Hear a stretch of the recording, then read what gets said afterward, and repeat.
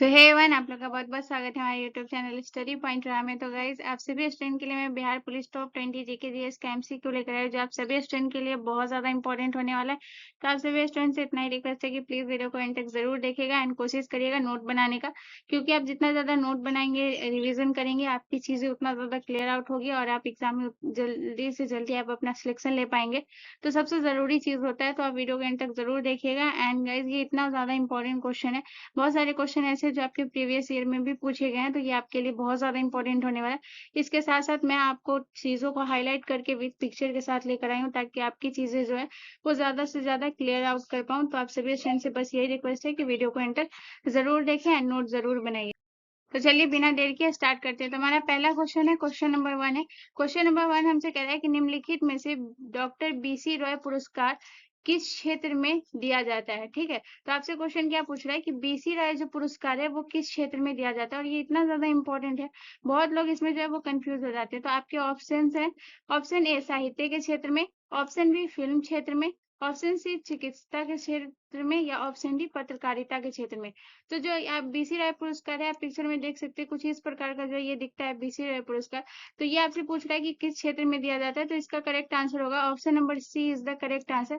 चिकित्सा के क्षेत्र में जो है वो बीसी राय पुरस्कार दिया जाता है। उसके बाद अगर बात करें साहित्य क्षेत्र की, तो ज्ञानपीठ पुरस्कार जो है वो साहित्य के क्षेत्र में दिया जाता है। तो ये भी आपको ध्यान रखना है कि ज्ञानपीठ पुरस्कार जो है वो कब दिया जाता है, किस क्षेत्र में दिया जाता है, तो साहित्य के क्षेत्र में दिया जाता है। उसके बाद अगर बात करें फिल्म क्षेत्र की, तो दादा साहब फाल्के पुरस्कार जो है वो फिल्म क्षेत्र में पुरस्कार दिया जाता है। दादा साहब फाल्के पुरस्कार जो है वो किस क्षेत्र में दिया जाता है, तो वो फिल्म के क्षेत्र में दिया जाता है, ये भी ध्यान रखना है। उसके बाद अगर बात करें पत्रकारिता के क्षेत्र में, तो पत्रकारिता के क्षेत्र में जो है वो दिया जाता है पुलित्जर पुरस्कार। तो पुलित्जर पुरस्कार जो है वो पत्रकारिता के क्षेत्र में दिया जाता है, ये भी आपको ध्यान रखना है। ठीक है, तो पुलित्जर पुरस्कार के बारे में अगर पूछे तो पत्रकारिता के क्षेत्र में। ज्ञानपीठ पुरस्कार जो दिया जाता है वो किस क्षेत्र में, साहित्य के क्षेत्र में। दादा साहब फाल्के पुरस्कार जो दिया जाता है वो फिल्म क्षेत्र में, और चिकित्सा के क्षेत्र में बीसी रॉय पुरस्कार दिया जाता है, ये ध्यान रखना। अगर आपसे पूछे कि बीसी रॉय पुरस्कार की शुरुआत जो है वो कब हुई थी, तो 1962 में जो है वो बीसी रॉय पुरस्कार की शुरुआत हुई थी, तो ये भी आपको ध्यान रखना। चलिए नेक्स्ट क्वेश्चन की तरफ। अगला क्वेश्चन हमारा क्वेश्चन नंबर 2 है। क्वेश्चन नंबर 2 हमसे कह रहा है कि भारत का पहला हिंदी समाचार पत्र इनमें से कौन सा था। ठीक है, और ये बहुत ज्यादा इंपॉर्टेंट है, बहुत टाइम ये क्वेश्चन पूछा भी गया था। तो पहला हिंदी समाचार पत्र जो है इनमें से कौन सा है, तो ऑप्शन ए अमृत बाजार पत्रिका, ऑप्शन बी उत्तरण मार्तन, या option C Bengali, option D Bengal gazette. ठीक है, तो पहला हिंदी समाचार पत्र जो था वो था option number B is the correct answer. उत्तम मार्तन जो है वो पहला हिंदी समाचार पत्र था, जो आप देख सकते हैं फिगर में, ये था आपका पहला हिंदी समाचार पत्र। उसके बाद अगर आपसे सीधे पूछे कि सबसे पहला जो है वो समाचार पत्र कौन सा था, तो ये आपको ध्यान रखना है बंगाल गजट, जो कि जो है सबसे पहला समाचार पत्र था वो बंगाल गजट। और ये कब प्रकाशित हुआ था, तो 1780 में हुआ था। और किसके द्वारा हुआ था, तो जेम्स हिक्की के द्वारा जो है वो बंगाल गजट प्रकाशित हुआ था, ये भी आपको ध्यान रखना है। उसके बाद बात करें उत्तरण मार्तन, गाइस ये याद रखिएगा कि ये अंग्रेजी भाषा में जो है ये पहला समाचार पत्र था जो प्रकाशित हुआ था अंग्रेजी भाषा में। और ये भारत में प्रकाशित होने वाला एक अंग्रेजी भाषा में जो पहला समाचार पत्र था वो बंगाल गजट था, जो कि 1780 में हुआ था प्रकाशित, और जेम्स हिकी के द्वारा। ये तो मैं बताती, लेकिन आपको ये भी ध्यान रखना है कि अंग्रेजी भाषा में। ठीक है, ये भी आपको ध्यान रखना है कि अंग्रेजी भाषा में प्रकाशित हुई थी। उसके बाद आपसे ये बोला है कि हिंदी समाचार पत्र जो है वो तो उत्तरण मार्तन थे, लेकिन कब हुआ था, ये 1826 में। 1826 में जो है वो पहला हिंदी समाचार पत्र प्रकाशित हुआ, ये भी आपको ध्यान रखना है। ठीक है, चलिए नेक्स्ट क्वेश्चन की तरफ। अगला क्वेश्चन हमारा क्वेश्चन नंबर 3 है गाइस। क्वेश्चन नंबर 3 हमसे कह रहा है कि सैंधव सभ्यता की ईंटों का अलंकरण किस स्थान से मिला है। ठीक है, तो आपके ऑप्शन है Dholavira, option B Kalibanga, option C Lothal, या ऑप्शन डी चंद्रहुद्रो। तो गाइस इसका जो करेक्ट आंसर होगा वो होगा option number B is the correct answer. Kalibanga से जो है वो ईंटों के अलंकरण का जो है स्थान जो मिला है सैंधव सभ्यता से, वो कालीबंगा से मिला है। कालीबंगा का अर्थ होता है काले रंग की चूड़िया। और अगर आपसे पूछे कि कालीबंगा किस राज्य में, तो ये भी आपको ध्यान रखना है कि राजस्थान राज्य में जो है ये कालीबंगा है, राजस्थान राज्य के हनुमानगढ़ जिले में। तो ये भी आपको ध्यान रखना है, ठीक है, राजस्थान में। उसके बाद अगर बात करें धौलावीरा की, गुजरात राज्य में जो है वो धौलावीरा है, तो ये भी आपको ध्यान रखना है कि गुजरात में जो है वो हमारा धौलावीरा है। उसके बाद अगर बात करें लोथल की, लोथल जो है वो भी हमारा गुजरात में, तो ये भी आपको ध्यान रखना है कि लोथल कहाँ है, तो लोथल भी जो है वो भी हमारा गुजरात में है। उसके बाद अगर बात करें चंद्रहुद्रो की, और ये जो है ये पाकिस्तान में है, ये भी आपको ध्यान रखना है कि चंद्रहुद्रो कहाँ है, तो पाकिस्तान में, ये आपको ध्यान रखना है। ठीक है, चलिए नेक्स्ट क्वेश्चन की तरफ। अगला क्वेश्चन हमारा क्वेश्चन नंबर 4 है। इस क्वेश्चन नंबर 4 कह रहा है कि कजरी निम्न में से किस राज्य की लोक कला नृत्य शैली है। ठीक है, तो कजरी जो है वो किस राज्य की लोक कला नृत्य शैली है, तो ऑप्शन ए राजस्थान की, ऑप्शन बी उत्तर प्रदेश की, ऑप्शन सी गुजरात की, या ऑप्शन डी महाराष्ट्र की। सो गाइस इसका जो करेक्ट आंसर होगा वो होगा option number B is the correct answer. Kajri जो है वो उत्तर प्रदेश की लोक कला नृत्य शैली है। उसके बाद कजरी की बात करें, नौटंकी, नौटंकी भी जो है वो उत्तर प्रदेश की लोक कला शैली है, तो ये भी आपको ध्यान रखना है। नौटंकी हो गया, रासलीला हो गया, ये सब जो है, कजरी हो गया, ये सब जो है ये उत्तर प्रदेश के, ये भी आपको ध्यान रखना है। ठीक है, उसके बाद अगर बात करें राजस्थान की, तो सबसे प्रसिद्ध जो लोक कला नृत्य है घूमर, ये भी ध्यान रखना है कि घूमर जो है वो राजस्थान का है। उसके बाद पनिहारी नृत्य, पनिहारी नृत्य जो है ये भी राजस्थान का है, ये भी आपको ध्यान रखना है। उसके बाद अगर बात करें गुजरात का, गुजरात का सबसे प्रसिद्ध हो गया गरबा, गरबा जो है ये भी इसका है, राजस्थान गुजरात का है, तो ये भी ध्यान रखना है कि गरबा कहाँ का है, गुजरात का है। तो गरबा जो हो गया गुजरात का है। गरबा के बाद उसका सबसे प्रसिद्ध जो है, जो सभी को पता होगा, डांडिया, डांडिया जो है ये भी गुजरात का है। उसके बाद अगर बात करें महाराष्ट्र की, तो महाराष्ट्र में जैसे कि रंगोली, रंगोली जो है वो महाराष्ट्र का लोक कला नृत्य है। बहुत ज्यादा आप सभी को याद रखना चाहिए, क्योंकि ये बहुत ज्यादा इम्पोर्टेंट प्रश्न है रंगोली वाला। उसके बाद बात करें तमाशा, तमाशा जो है ये भी महाराष्ट्र का है, ये भी ध्यान रखना है। अगर तमाशा पूछे कि कहाँ का है, तो ये भी आपको ध्यान रखना है कि तमाशा जो है वो महाराष्ट्र का है। ठीक है, चलिए नेक्स्ट क्वेश्चन की तरफ। अगला क्वेश्चन हमारा क्वेश्चन नंबर 5 है। इस क्वेश्चन नंबर 5 हमसे कह रहा है कि इनमें से कौन जो है वो सुमेलित नहीं है। ठीक है, यानी कि कौन सी परियोजना से कौन सी नदी जो है वो सुमेलित नहीं है। तो भाखड़ा नांगल परियोजना जो कि सतलज नदी पर है। ऑप्शन बी आपका कह रहा है कि हीराकुंड बांध जो कि महानदी पर है। ऑप्शन सी आपका कह रहा है कि नागा अर्जुन सागर परियोजना जो कि आपकी गोदावरी नदी पर है। उसके बाद आपको कह रहा है कि सरदार सरोवर परियोजना जो कि नर्मदा नदी पर है। आप देखेंगे कि इनमें जो आपसे पूछ रहा है कि कौन सुमेलित नहीं है। ठीक है, यानी कि जो एक है जो सुमेलित नहीं है। तो अगर बात करें भाखड़ा नांगल परियोजना की, ये सतलज नदी पर है, तो ये भी आपका करेक्ट है। उसके बाद बात करें हीराकुंड बांध जो है जो कि आपकी महानदी पर है, ये भी आपका करेक्ट है। उसके बाद अगर बात करें सरदार सरोवर परियोजना की, तो ये भी आपका करेक्ट है। अगर बात करें नागा अर्जुन सागर परियोजना की जो कि गोदावरी नदी पर है, तो ये आपका रॉन्ग है, गोदावरी नदी पर नहीं। नागा अर्जुन सागर परियोजना जो है वो कृष्णा नदी पर है, तो ये आपको ध्यान रखना है कि ये कहाँ है, तो कृष्णा नदी पर जो है वो हमारा नागा अर्जुन सागर परियोजना है। और देखेंगे कि किस परियोजना से जो है कौन कौन से राज्य को लाभ होता है, ये आपको ध्यान रखना है। तो सबसे पहले अगर बात करें हीराकुंड बांध परियोजना की, ये इससे जो लाभान्वित राज्य है वो है उड़ीसा। उड़ीसा राज्य को जो है वो हीराकुंड बांध परियोजना से लाभ होता है, तो ये भी आपको ध्यान रखना है। उड़ीसा, उड़ीसा जो है ये आपको याद रखना है। उसके बाद बात करें अगर सरदार सरोवर परियोजना की, इससे जो जिस राज्य को लाभ होता है वो है गुजरात। उसके बाद है हमारा महाराष्ट्र, उसके बाद है हमारा राजस्थान, और फिर है मध्य प्रदेश। ठीक है, अब बात करते हैं भाखड़ा नांगल परियोजना से जिस राज्य को लाभ होता है, ये ध्यान रखना है। तो अगर इसकी बात करें तो इससे जिस जिस राज्य को लाभ होता है, सबसे पहले हो गया आपका राजस्थान, उसके बाद हो गया आपका हरियाणा, उसके बाद आपका हो गया हिमाचल प्रदेश, उसके बाद आपका हो गया पंजाब। उसके बाद अगर बात करें नागा सागर परियोजना की, इससे जिस राज्य को लाभ होता है, ये आपको ध्यान रखना है। इससे दो राज्यों का लाभ होता है, पहला एक आंध्र प्रदेश। ठीक है, तो इससे जिसको लाभ होता है एक है आंध्र प्रदेश, और दूसरा है आपका तेलंगाना। ठीक है, एक आंध्र प्रदेश है और दूसरा तेलंगाना। तो फिर से मैं रिपीट कर रही हूँ कि भाखड़ा नांगल परियोजना से जिस राज्य को लाभ होता है वो है राजस्थान, हरियाणा, हिमाचल प्रदेश, उसके बाद है पंजाब। हीराकुंड बांध जो है जो कि महानदी पर है, इससे जिस राज्य को लाभ होता है वो है उड़ीसा। नागा सागर अर्जुन परियोजना जो है जो कि है कृष्णा नदी पर, और इससे जिस राज्य को लाभ होता है वो है आंध्र प्रदेश और तेलंगाना। सरदार सरोवर परियोजना जो कि हमारा नर्मदा नदी पर है, और इससे जिस राज्य को लाभ होता है वो है गुजरात, महाराष्ट्र, मध्य प्रदेश और राजस्थान। ठीक है, चलिए नेक्स्ट क्वेश्चन की तरफ। अगला क्वेश्चन हमारा क्वेश्चन नंबर 6 है। इस क्वेश्चन नंबर 6 हमसे कह रहा है कि कौन सा कारखाना दूसरी पंचवर्षीय योजना काल के दौरान स्थापित हुआ था। ठीक है, तो दूसरी पंचवर्षीय योजना काल के दौरान जो है वो कौन सी परियोजना जो है वो स्थापित हुई थी। तो ऑप्शन ए सलेम इस्पात संयंत्र, ऑप्शन बी विशाखापट्टनम इस्पात संयंत्र, option C Bokaro steel plant, या ऑप्शन डी भिलाई इस्पात संयंत्र। अगर बात करें दूसरी पंचवर्षीय योजना का अगर कार्यकाल के बारे में अगर बात करें कि इसका जो कार्यकाल था वो कब था, तो ये आपको ध्यान रखना है 1956 से लेकर 1961 जो है इसका कार्यकाल था। 1956 से लेकर 1961 जो है इसका कार्यकाल था, ये आपको ध्यान रखना है। उसका ये बोला है कि दूसरी पंचवर्षीय योजना काल के दौरान जो है वो मतलब कौन सा जो कारखाना है वो स्थापित हुआ था, तो भिलाई इस्पात संयंत्र। ठीक है, भिलाई इस्पात संयंत्र जो है वो दूसरी पंचवर्षीय योजना कार्यकाल के दौरान जो है ये स्थापित हुआ था।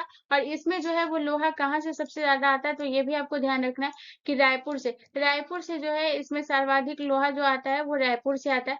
ये भी आपको ध्यान रखना है। ठीक है, चलिए नेक्स्ट क्वेश्चन की तरफ। अगला क्वेश्चन हमारा क्वेश्चन नंबर 7 है गाइस। क्वेश्चन नंबर 7 कह रहा है कि पाचन क्रिया में प्रोटीन निम्नलिखित में से किस पदार्थ में बदल जाता है। ठीक है, तो इसमें बोल रहा है कि जो प्रोटीन है वो किस पदार्थ में बदल जाता है पाचन क्रिया में। ठीक है, तो ऑप्शन ए ग्लूकोज में, ऑप्शन बी एमिनो अम्ल में, ऑप्शन सी माल्टोज में, या ऑप्शन डी वसा अम्ल। तो गाइस इसका जो करेक्ट आंसर होगा वो होगा option number B is the correct answer, amino अम्ल में। यानी कि पाचन की क्रिया में अगर प्रोटीन जो है वो किस पदार्थ में बदलता है, तो एमिनो अम्ल में बदलता है। तो ऑप्शन बी जो है वो करेक्ट आंसर हो जाएगा। चलिए नेक्स्ट क्वेश्चन की तरफ। अगला क्वेश्चन हमारा क्वेश्चन नंबर 8 है। इस क्वेश्चन नंबर 8 कह रहा है कि अमाशय में प्रोटीन को पचाने में कौन सा एंजाइम जो है वो मदद करता है। तो अमाशय में प्रोटीन को पचाने में कौन सा एंजाइम मदद करता है, तो option A pepsin, option B लार एमिलेस, ऑप्शन सी ट्रिप्सिन, या ऑप्शन डी रेनिन।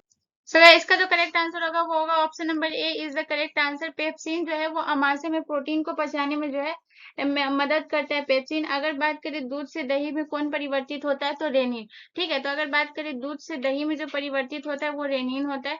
दूध से दही में जब भी अगर बच्चे को देखते हैं जब दूध पी लेते हैं उसके बाद जो वो वोमिटिंग करते हैं, तो उसमें जो है वो जो दूध का वोमिटिंग करते हैं तो वो थोड़ा सा गाढ़ा टाइप होता है। तो जो बच्चे में जो होता है ना वो रेनिन बहुत प्रचुर मात्रा में होता है, तो ये भी ध्यान रखना है। ठीक है, तो दूध से जो दही में परिवर्तित होता है वो कौन सा एंजाइम है, तो ये ध्यान रखना है, रेनिन। चलिए नेक्स्ट क्वेश्चन की तरफ। अगला क्वेश्चन हमारा क्वेश्चन नंबर 9 है गाइस। क्वेश्चन नंबर 9 कह रहा है कि इनमें से किस नदी पर तुलबुल परियोजना जो है वो स्थित है। ठीक है, तो तुलबुल परियोजना किस नदी पर है, तो ऑप्शन ए सतलज नदी पर, ऑप्शन बी व्यास नदी पर, ऑप्शन सी रावी नदी पर, या ऑप्शन डी झेलम नदी पर। सो गाइस इसका जो करेक्ट आंसर होगा वो होगा option number D is the correct answer. Tulbul परियोजना जो स्थित है वो झेलम नदी पर है, और इससे जिस राज्य को लाभ होता है तुलबुल परियोजना से, तो ये भी याद रखिएगा कि जम्मू कश्मीर जो है इससे जो लाभ होता है तुलबुल परियोजना से, वो जम्मू कश्मीर राज्य को जो है वो लाभ होता है। चलिए नेक्स्ट क्वेश्चन की तरफ। अगला क्वेश्चन हमारा क्वेश्चन नंबर 10 है गाइस। क्वेश्चन नंबर 10 कह रहा है कि बिहार की सर्वाधिक ऊंची पहाड़ी चोटी कौन सी है। ठीक है, तो सर्वाधिक ऊंची पहाड़ी चोटी जो बिहार की है वो कौन सी है, और आपसे क्वेश्चन के लिए बहुत ज्यादा इंपॉर्टेंट होने वाला मोस्ट इंपॉर्टेंट प्रश्न है, बिहार की सर्वाधिक ऊंची पहाड़ी चोटी। तो आपके ऑप्शन है पारसनाथ पहाड़ी, ऑप्शन बी खड़गपुर पहाड़ी, ऑप्शन सी सोमेश्वर पहाड़ी, या ऑप्शन डी जेठियान पहाड़ी। सो इसका जो करेक्ट आंसर होगा वो होगा option number C is the correct answer. Someshwar की पहाड़ी जो है वो सर्वाधिक ऊंची चोटी है, सोमेश्वर की पहाड़ी। और ये समुद्र तल से लगभग 880 मीटर जो है ये ऊंची है। तो ये भी ध्यान रखना है कि 880 मीटर जो है ये ऊंची है, ये भी आपको ध्यान रखना है। उसके बाद अगर बात करें ये किस जिले में पड़ते हैं, तो आपको ये भी ध्यान रख पश्चिमी चंपारण में। ठीक है, तो पश्चिमी चंपारण में जो है ये आपका ये है, तो ये भी आपको ध्यान रखना है। मैं यहाँ पे लिख देती हूँ पश्चिमी चंपारण। सोमेश्वर पहाड़ी जो है वो कहाँ है, तो ये भी आपको ध्यान रखना है कि पश्चिमी चंपारण में है, ये आपको ध्यान रखना है। उसके बाद अगर बात करें ये समुद्र तल से कितना, तो 880 मीटर जो है वो ऊंचा है। अगर बात करें ये फीट की, तो 2887 जो है ये फीट ऊंची है, ये भी आपको ध्यान रखना है। ठीक है, तो ये है फीट में, ये भी आपको ध्यान रखना है, ये फीट की बात कर रहे हैं। चलिए नेक्स्ट क्वेश्चन की तरफ। अगला क्वेश्चन हमारा क्वेश्चन नंबर 11 है गाइस। क्वेश्चन नंबर 11 कह रहा है कि निम्न में से लाला लाजपत राय किस पुस्तक के लेखक हैं। ठीक है, तो लाला लाजपत राय जो है इनको पंजाब केसरी के नाम से भी जाना जाता था। तो पंजाब केसरी के नाम से किसे जाना जाता था, तो लाला लाजपत राय को। ये भी आपको ध्यान रखना है। ठीक है, कि पंजाब केसरी के नाम से जो है वो लाला लाजपत राय को जाना जाता था।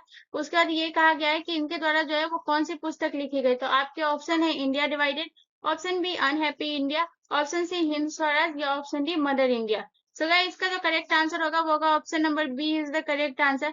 अनहैप्पी इंडिया जो है वो लाला लाजपत राय के द्वारा लिखा गया था। उसके बाद बात करें इंडिया डिवाइडेड, तो ये राजेंद्र प्रसाद के द्वारा लिखा गया था। तो ये आपको ध्यान रखना है कि राजेंद्र प्रसाद के द्वारा जो है वो इंडिया डिवाइडेड लिखा गया था।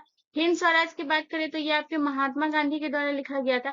तो ये भी आपको ध्यान रखना है कि महात्मा गांधी के द्वारा कौन सी पुस्तक लिखी गई।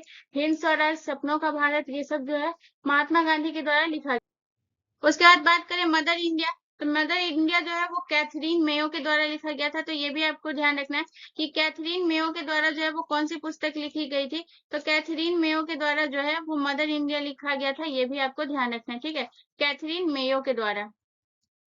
और ये कब लिखा गया था, तो 1927 में जो है ये लिखा गया था। ये भी आपको ध्यान रखना। चलिए नेक्स्ट क्वेश्चन की तरफ।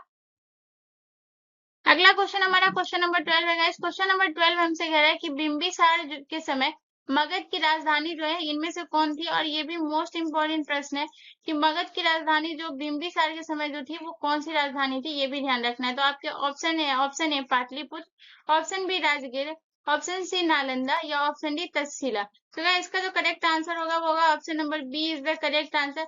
राजगीर जो है ये था मगध की राजधानी बिंबिसार के समय। उदयन के समय जो है वो पाटलिपुत्र उसकी राजधानी थी। तो ये भी ध्यान रखना है कि अगर उदयन बिंबिसार के समय अगर पूछ दिया तो अगर उदयन के समय पूछे तो ये भी ध्यान रखना है इनके समय में जो राजधानी थी वो पाटलिपुत्र थी।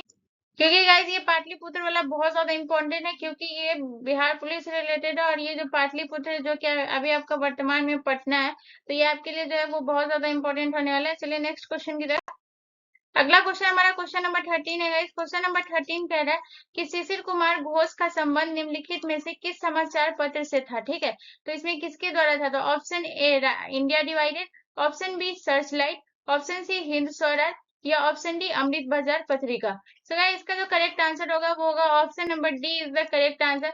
शिशिर कुमार घोष का जो संबंध है वो अमृत बाजार पत्रिका से है। उसके बाद सर्च लाइट की बात करें तो सचिता नंदन सिन्हा का जो संबंध अगर पूछे तो वो है सर्च लाइट से। ठीक है, तो सचिदा नंदन का जो है वो है सर्च लाइट से। ठीक है, उसके बाद अगर बात करें इंडिया डिवाइडेड का, तो अभी ही बोली थी कि राजेंद्र प्रसाद के द्वारा जो है वो इंडिया डिवाइडेड लिखा गया था। हिंद स्वराज जो है वो महात्मा गांधी के द्वारा लिखा गया था। तो ये आपको ध्यान रखना है। और अगर पूछे कि शिशिर कुमार घोष के द्वारा जो अमृत बाजार पत्रिका का जो प्रकाशन है वो कब हुआ, तो ये भी ध्यान रखना है कि 1868 में। ठीक है, 1868 में जो है इसका प्रकाशन हुआ, ये भी आपको ध्यान रखना है अमृत बाजार पत्रिका का। ठीक है, चलिए नेक्स्ट क्वेश्चन की तरफ। अगला क्वेश्चन हमारा क्वेश्चन नंबर 14 है गाइस। क्वेश्चन नंबर 14 कह रहा है कि भारत में किस गवर्नर जनरल ने अस्थायी भूमि राजस्व प्रणाली की शुरुआत की थी। ठीक है, तो अस्थायी भूमि राजस्व प्रणाली की जो शुरुआत है वो किसने की थी। तो ऑप्शन ए लॉर्ड रिपन ने, ऑप्शन बी लॉर्ड कर्जन ने, या ऑप्शन सी लॉर्ड मेंटिक ने, या ऑप्शन डी इनमें से कोई नहीं। तो इसका करेक्ट आंसर होगा option number A is the correct answer. Lord Ripon जो है, लॉर्ड रिपन ने ही अस्थायी भूमि राजस्व प्रणाली की जो है वो शुरुआत की थी। और इनका जो लॉर्ड रिपन का कार्यकाल था ये है आपका 1880 से लेकर 1880 से लेकर जो है वो 1884 तक है। ये भी आपको ध्यान रखना है कि 1884 तक जो है इनका कार्यकाल है। उसके बाद अगर बात करें लॉर्ड रिपन ने जो है वो 10 वर्षों के लिए जो है इस प्रणाली की शुरुआत की थी, अस्थायी भूमि राजस्व प्रणाली की। लेकिन फिर 1793 में जो है इसे फिर अस्थायी बंदोबस्त में बदल गया। ठीक है, 1793 में जो है अस्थायी भूमि राजस्व प्रणाली जो है वो 1793 में 1700 यानी कि 1793 में जो है वो अस्थायी बंदोबस्त से वो जो है ये हो गया। ठीक है, चलिए नेक्स्ट क्वेश्चन की तरफ। अगला क्वेश्चन हमारा क्वेश्चन नंबर 15 है गाइस। क्वेश्चन नंबर 15 कह रहा है कि चेचक के लिए टीके का विकास किसने किया था। ठीक है, और ये बहुत ज्यादा मोस्ट इंपोर्टेंट क्वेश्चन है गाइस, मोस्ट वीवीआई क्वेश्चन है, मोस्ट वीवीआई क्वेश्चन है कि चेचक के लिए जो टीके का विकास है वो किसने किया था। तो ऑप्शन ए एडवर्ड जेनर ने, ऑप्शन बी लुई पास्चर ने, ऑप्शन सी मिल स्टीन ने, या ऑप्शन डी इनमें से कोई नहीं।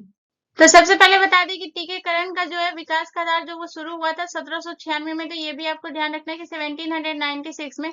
आप पूछ रहे हैं कि किसके द्वारा जो है इसका विकास किया गया, तो एडवर्ड जेनर के द्वारा जो है इसका विकास किया गया था। ये मोस्ट इंपोर्टेंट क्वेश्चन, ध्यान रखिएगा कि चेचक के टीके का जो विकास किया गया था वो एडवर्ड जेनर के द्वारा कब किया गया था, तो 1796 में, यानी कि 1796 में। ठीक है, चलिए नेक्स्ट क्वेश्चन इधर। अगला क्वेश्चन हमारा क्वेश्चन नंबर 16 है गाइस। क्वेश्चन नंबर 16 कह रहा है कि सोम प्रकाश का प्रकाशन निम्न में से किसके द्वारा शुरू किया गया था। ठीक है, तो सोम प्रकाश का प्रकाशन जो है वो किसके द्वारा शुरू किया गया था। तो ऑप्शन ए सुरेंद्र नाथ बनर्जी के द्वारा, ऑप्शन बी ईश्वर चंद्र विद्यासागर के द्वारा, या ऑप्शन सी मोतीलाल घोष के द्वारा, या ऑप्शन डी राजा राम मोहन राय के द्वारा। तो इसका करेक्ट आंसर होगा option number B is the correct answer. Ishwar Chandra Vidyasagar के द्वारा जो है सोम प्रकाश का प्रकाशन किया गया था, ईश्वर चंद्र विद्यासागर के द्वारा। चलिए नेक्स्ट क्वेश्चन की तरफ। अगला क्वेश्चन हमारा क्वेश्चन नंबर 17 है गाइस। क्वेश्चन नंबर 17 कह रहा है कि दक्षिण भारत के किस राजवंश ने जैन धर्म को संरक्षण दिया था। ठीक है, तो जैन धर्म को जो संरक्षण दिया था वो दक्षिण भारत के किस राजवंश ने, तो ऑप्शन ए चोल राजवंश, ऑप्शन बी राष्ट्रकूट राजवंश, ऑप्शन सी पल्लव राजवंश या ऑप्शन डी इनमें से कोई नहीं। और गाइस ये भी बहुत ज्यादा इंपॉर्टेंट प्रश्न है, ये ध्यान रखिएगा कि जैन धर्म को जो संरक्षण दिया था वो राष्ट्रकूटों के द्वारा दिया गया था। तो ऑप्शन नंबर बी जो है वो करेक्ट आंसर हो जाएगा। राष्ट्रकूट वंश राजवंश के द्वारा जो है वो जैन धर्म को संरक्षण दिया गया था। तो ऑप्शन बी करेक्ट आंसर हो जाएगा। चलिए नेक्स्ट क्वेश्चन की तरफ। अगला क्वेश्चन हमारा क्वेश्चन नंबर 18 है। इस क्वेश्चन नंबर 18 कह रहा है कि डॉक्टर बी आर अम्बेडकर के द्वारा इनमें से किस अनुच्छेद को संविधान का हृदय एवं आत्मा कहा गया। तो आपके ऑप्शंस है, ऑप्शन ए अनुच्छेद 25, ऑप्शन बी अनुच्छेद 29, ऑप्शन सी अनुच्छेद 32 या ऑप्शन डी अनुच्छेद 14। सो अगर बात करें कि संविधान का जो आत्मा जो किसको कहा गया, इससे पहले कुछ समझते हैं। सबसे पहले है मौलिक अधिकार, जिसमें जो है हर जो ह्यूमन राइट्स दिया गया हुआ, यानी कि हर किसी को जो है वो अपना अपना एक मौलिक मतलब सबको अधिकार दिया गया है, मौलिक अधिकार उसी को कहा गया। ह्यूमन राइट्स फंड जो है वो इसी का है, मौलिक अधिकार, ये आपको ध्यान रखना है। उसके बाद अगर बात करें मौलिक अधिकार के अंतर्गत जो है वो कितने सारे जो अनुच्छेद है वो याद रखिएगा। मौलिक अधिकार के अंदर जो है ये आपके अनुच्छेद आते हैं 12 से 35। ठीक है, तो 12 से 35 जो है वो मौलिक अधिकार के अंतर्गत जो है ये अनुच्छेद आते हैं। उसके बाद अगर बात करें कि इसमें जो है संविधान के हृदय एवं आत्मा को जो कहा गया है, जिस अनुच्छेद को, वो कहा गया है अनुच्छेद 32 को। ठीक है, और ये क्यों कहा गया, क्योंकि अगर किसी भी जो है इंसान का या किसी भी मानव का कोई भी मौलिक अधिकार का जो उल्लंघन होता है या उनको उसके खिलाफ अगर कोई जबरदस्ती, जितने भी मौलिक अधिकार दिए गए हैं उसके खिलाफ कोई भी अगर कार्रवाई करता है तो वो सीधा जो है वो सुप्रीम कोर्ट जा सकता है अनुच्छेद 32 के द्वारा, और अपना जो है वो रिपोर्ट दर्ज करा सकता है, या उसमें जो अपने अधिकार के बारे में जो भी है वो सीधा सुप्रीम कोर्ट जा सकता है अनुच्छेद 32 के द्वारा। ठीक है, तो इसमें जो है इसीलिए इसको जो है डॉक्टर भीमराव अम्बेडकर ने संविधान का हृदय एवं आत्मा का है। जैसे बोलने की स्वतंत्रता, चलने की स्वतंत्रता, आप कुछ भी मतलब कि है, आप कुछ भी कर सकते हैं। आप ये नहीं है कि मतलब कोई भी गैर कानूनी चीज जो सही है आपके लिए आप वो चीज कर सकते हैं। तो उसके वो जो आपको अधिकार दिया गया है 12 से जो 35 जो आपका अनुच्छेद, इसमें जितने भी अधिकार दिएगा, अगर इसके खिलाफ अगर आपके कोई भी ये करता है तो आप इसके थ्रू जो है आप सीधा अनुच्छेद 32 के तहत सुप्रीम कोर्ट जा सकते हैं। तो इसीलिए जो है संविधान का हृदय एवं आत्मा जो है डॉक्टर भीमराव अम्बेडकर ने कहा है इस अनुच्छेद को। ठीक है, चलिए नेक्स्ट क्वेश्चन की तरफ। अगला क्वेश्चन हमारा क्वेश्चन नंबर 19 है गाइस। क्वेश्चन नंबर 19 कह रहा है कि मौर्य काल में सिक्कों को बनाने के लिए किस धातु का प्रयोग किया जाता था। ठीक है, तो आपके ऑप्शन है, ऑप्शन है स्वर्ण एवं चांदी, ऑप्शन बी चांदी एवं ताम, ऑप्शन सी स्वर्ण एवं ताम या ऑप्शन डी ताम्र एवं कांसा। तो क्या इसका करेक्ट आंसर होगा, वो होगा option number A is the correct answer. स्वर्ण एवं चांदी जो है वो मौर्य काल में सिक्के बनाने के लिए जो है जिस धातु का प्रयोग किया जाता था वो स्वर्ण एवं चांदी का किया जाता था। चलिए अगले क्वेश्चन की तरफ। और ये हमारा आखिरी प्रश्न है क्वेश्चन नंबर 20। और क्वेश्चन नंबर 20 हमसे कह रहा है कि इनमें से कौन सा दर्रा हिमाचल प्रदेश में स्थित है। तो आपके ऑप्शन है, ऑप्शन ए सिपकिला दर्रा, ऑप्शन बी जोजिला दर्रा, ऑप्शन सी नाथुला दर्रा या ऑप्शन डी जिलेपला दर्रा। तो इसका जो करेक्ट आंसर होगा वो होगा option number A is the correct answer. Zoji La दर्रा जो है ये आपके हिमाचल प्रदेश में स्थित है, ये आपको ध्यान रखना है। और सिपकिला दर्रा, उसके बाद नाथुला दर्रा और जिलेपला दर्रा जो है ये आपका जो है। सो गाइस आज के लिए इतना ही। ये जो है आपका 20 क्वेश्चन जो है ये आपका कंप्लीट हो चुका है गाइस। तो होपफुली आप लोगों को ये सेशन पसंद है। मुझे कमेंट करके जरूर बताइएगा कि आपको जो है ये सेशन कैसा लगा। अगर आपको और भी चाहिए तो आप मुझे कमेंट करके बता सकते हैं गाइस। एंड प्लीज नोट जरूर बनाइएगा, रिवीजन जरूर करिएगा, और ऐसी वीडियो के लिए प्लीज गाइस चैनल को जरूर सब्सक्राइब कर लीजिएगा एंड बेल आइकन पर जरूर क्लिक कर लीजिएगा, ताकि आपको ऐसी इन्फॉर्मेटिव वीडियो जो है वो मिलती रहे। एंड मुझे कमेंट करके बताना मत भूलिएगा कि आपको जो है ये क्वेश्चन जो आपका ये जो बिहार पुलिस का टॉप 20 जीके जीएस का जो था सीरीज, ये आपको कैसा लगा मुझे जरूर कमेंट करिएगा। मिलते हैं नेक्स्ट वीडियो में गाइस, धन्यवाद।